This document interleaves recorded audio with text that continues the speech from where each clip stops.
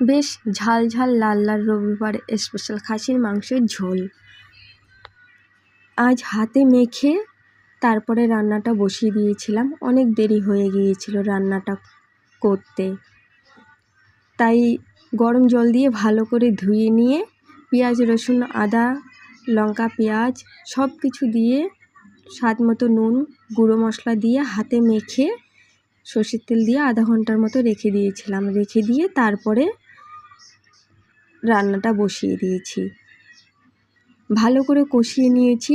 পরিমাণ মতো ঝোলের জন্য জল দিয়ে দিয়েছি। ঝোলও ফুটে গিয়েছে।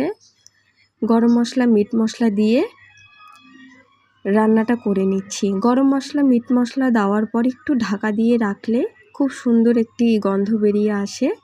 তাই আমি সব সময় রান্না করলে গরম মশলা মিট মশলা দিয়ে একটু ঢাকা দিয়ে রান্নাটা করে নিই। সকলেই ভালো থেকো, টাটা।